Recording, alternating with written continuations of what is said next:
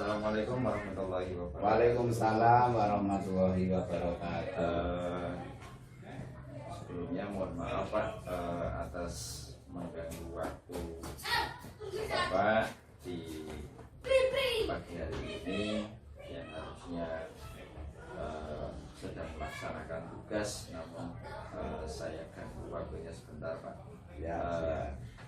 Ini kebetulan saya salah satu JGP Angkatan 10 dari Kabupaten Malang, di mana ada salah satu tugas yang harus saya penuhi, yaitu adalah demonstrasi kontekstual tentang modul 3.1 tentang pengambilan keputusan berbasis nilai-nilai kebajikan sebagai pemimpin. Di sini tugasnya adalah untuk mewawancarai salah satu dari kepala sekolah yang ada.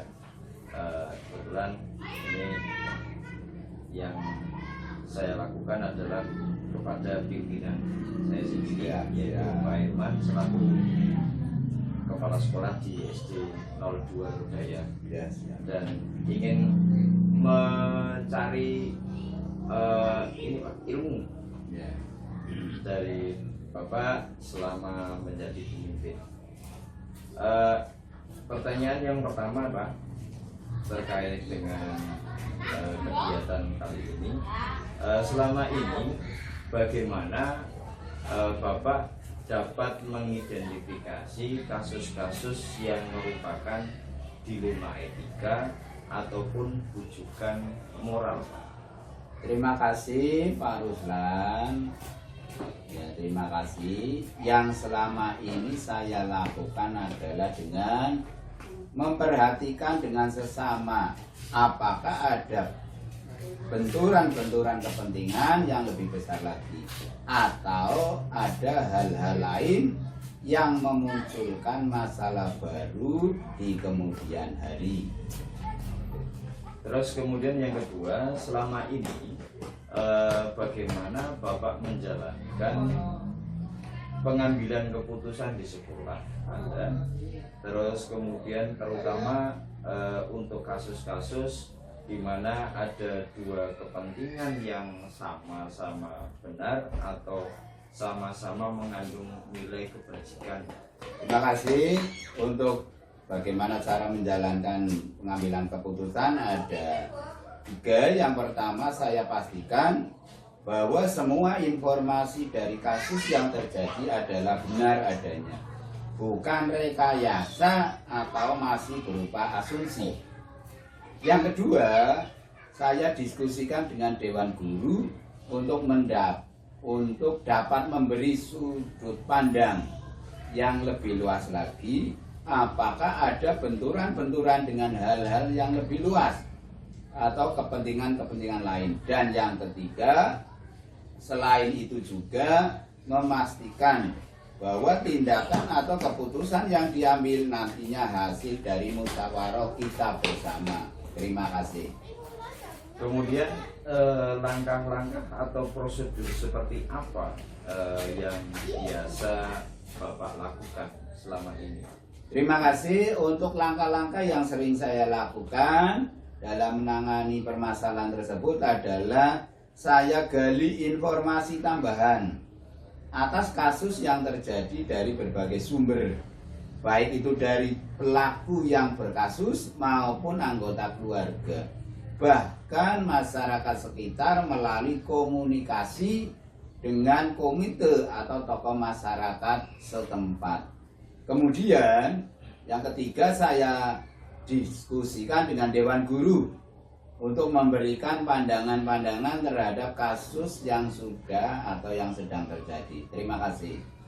Kemudian hal apa saja yang selama ini Bapak anggap lebih efektif dalam pengambilan keputusan pada kasus dilema etika? Yang paling efektif adalah melalui diskusi dengan Dewan Guru dan pengawas sekolah, karena dengan berdiskusi atau musyawarah keputusan yang diambil lebih bijaksana dengan mempertimbangkan banyak hal, dengan juga dapat dipertanggungjawabkan dengan baik. Baik. Kemudian hal-hal apa saja yang selama ini mungkin menurut Bapak merupakan tantangan dalam pengambilan keputusan pada kasus-kasus dilema etika? Yang menjadi tantangan bagi saya dalam menangani kasus dilema etika adalah bagaimana saya memberikan keadilan bagi kedua belah pihak atau memberikan rasa nyaman terhadap situasi dan kondisi yang sedang dialami oleh kedua belah pihak. Terima kasih. Kemudian apakah Bapak memiliki sebuah tata kelola atau mungkin jadwal tertentu dalam sebuah penyelesaian kasus dilema etika? Apakah Bapak langsung menyelesaikan di tempat atau memiliki sebuah jadwal untuk menyelesaikannya? Bentuk ataupun prosedur seperti apa yang Bapak jalankan? Terima kasih. Untuk saya tidak memiliki jadwal, namun untuk kasus-kasus yang mudah didalami atau tidak menimbulkan permasalahan di kemudian hari, biasanya saya langsung menyelesaikan di tempat. Namun apabila dipandang kasus tersebut memiliki potensi masalah lain, maka saya biasanya memberikan tenggang waktu tertentu dalam merespon kasus tersebut. Terima kasih. Jadi tergantung dengan kasusnya, Iya, gitu. tergantung dengan kasusnya. Kemudian adakah seseorang atau mungkin faktor-faktor apa yang selama ini mempermudah atau mungkin membantu Bapak dalam mengambil keputusan dalam kasus-kasus dilema etika?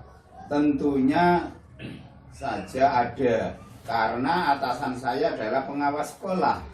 Maka saya biasanya meminta bantuan atau solusi kepada pengawas sekolah untuk memperoleh pengambilan keputusan, atau manakala kasus itu hanya cukup melalui diskusi dengan dewan guru, maka cukup musyawarah dengan dewan guru saja. Itu. Kemudian yang terakhir nih Pak, dari semua hal yang telah disampaikan tadi, pembelajaran apa yang Bapak petik dari pengalaman Bapak sendiri dalam mengambil keputusan dilema etika? Terima kasih. Untuk selama saya mengatasi permasalahan ini, hal atau pembelajaran yang dapat saya petik adalah bahwa untuk kasus-kasus yang memiliki unsur dilema etika itu memang tidak mudah untuk diputuskan, namun harus melalui pertimbangan-pertimbangan moral. Jadi jangan sampai keputusan yang kita ambil nantinya akan merugikan orang lain atau pihak lain. Itu Pak. Terima kasih. Terima kasih Pak atas waktu yang telah disediakan untuk kegiatan pagi hari ini, dan semoga apa yang menjadi pengalaman Bapak bisa menjadi penambahan pengetahuan bagi saya dan wawasan saya terutama Pak. Terima kasih Pak Lusan, itu yang dapat saya sampaikan. Mudah-mudahan apa yang disampaikan Pak Lusan bisa mengembangkan apa yang dari disampaikan. Terima kasih. Sama-sama Pak. Assalamualaikum warahmatullahi wabarakatuh. Waalaikumsalam warahmatullahi wabarakatuh.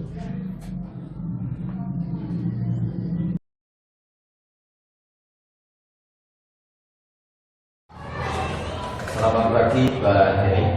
Pagi. Nah, ya, sebelumnya mohon maaf Pak, barangkali mengganggu waktu aktivitas Bapak di pagi hari ini. Kebetulan saya salah satu CDP dari Kabupaten Pemalang Angkatan 10. Ini untuk memenuhi tugas modul 3.1 tentang pengambilan keputusan berbasis nilai-nilai kebajikan yang sebagai pemimpin, di mana CDP untuk melakukan demonstrasi kontekstual, yaitu mewawancarai dari beberapa kepala sekolah yang ada di lingkungan milik kerja Pak. Sudah siap nih Pak, insya Allah mulai. Untuk yang pertama Pak,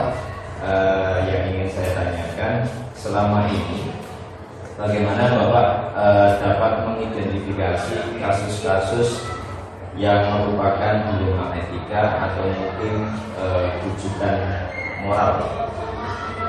Identifikasinya, ini kita harus tahu nilai-nilai yang berlaku di kelompok itu atau di sekolah, biasanya atau nilai yang berlaku di sekolah dan di lingkungan sekolah masyarakat.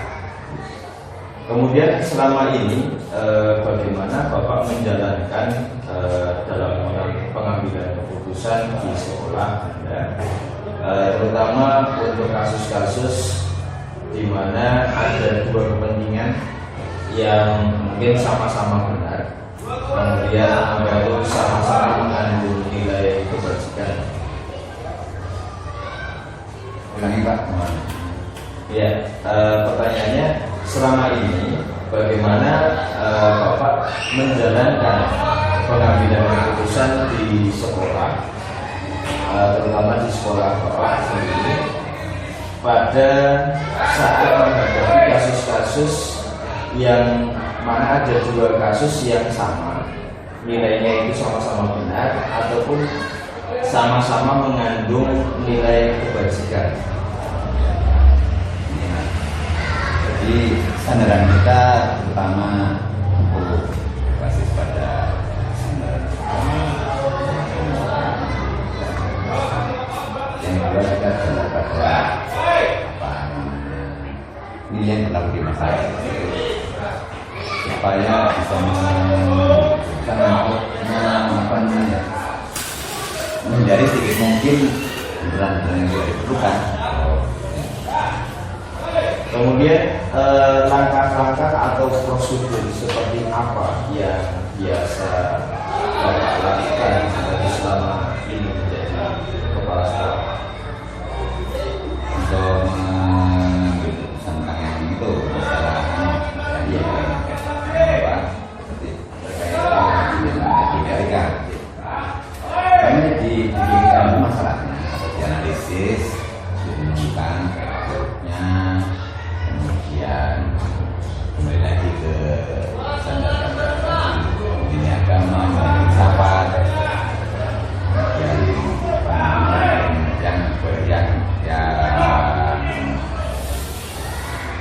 yang berkepentingan tadi diberi masukan tentang nilai dan nilai masyarakat. Baik, kemudian menambah itu langkah yang pertanyaan yang berikutnya Pak. Hal-hal apa saja yang selama ini Bapak anggap lebih efektif dalam pengambilan sebuah keputusan pada kasus-kasus dilema etika? Apabila itu terhadap individunya dan perorangan akan bisa upayakan supaya orang tersebut menyadari bahwa hal baik dan hal baik itu pasti akan menimpa pada setiap orang, sehingga hal yang buruk kita tidak perlu berebut, tetap tenang, hal baik juga tidak perlu euforia. Kemudian pertanyaan berikutnya, hal-hal apa saja yang selama ini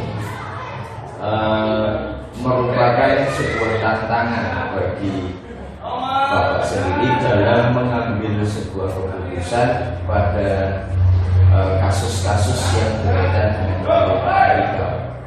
Tantangannya waktu itu ketika dipikirkan ini dampaknya terlalu seimbang antara kebaikan-kebaikan yang terlalu seimbang dan yang punya kepentingan yang punya semacam program atau usulan itu meyakini betul juga, sangat yakin bahwa hal itulah yang harus dijalankan.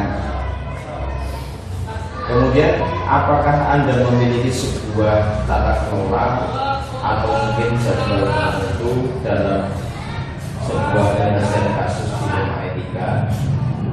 Apakah Bapak secara langsung menyelesaikan permasalahan itu di tempat atau mungkin memilih di waktu lain untuk menyelesaikannya, dan bentuk atau prosedur seperti apa yang Bapak jalankan? Saya memang tergolong orang yang tidak tergolong ya kalau ada seperti itu saya cenderung merenung dan langsung yang berkepentingan itu diupayakan untuk dimasukkan apa namanya agak segera berarti secara spontan ditambah itu begitu. Kemudian yang berikutnya, adakah seseorang atau faktor-faktor apa yang selama ini mempermudah atau mungkin membantu Bapak dalam apa itu pengambilan keputusan dalam kasus-kasus dilema itu? Jadi cenderung apa namanya bukan untuk diri ya terhadap atau mengganggu orang lain. Saya lebih sering itu mendengar kajian tentang keagamaan dan filsafat untuk mudah. Berarti dengan belajar dari referensi yang lain gitu ya. Kemudian yang terakhir nih Pak, dari semua hal yang telah disampaikan dari awal sampai yang akhir, kira-kira pembelajaran apa yang berarti Bapak dapatkan atau mungkin Bapak petik dari pengalaman yang Bapak sendiri alami selama menjadi pemimpin, khususnya dalam pengambilan keputusan ini Pak? Ya, saya setiap hal apapun termasuk keputusan ketika hasilnya itu ada nilai positifnya entah itu kecil, itulah sebuah kepuasan yang bagi saya saya sedang melakukan pembangunan diri.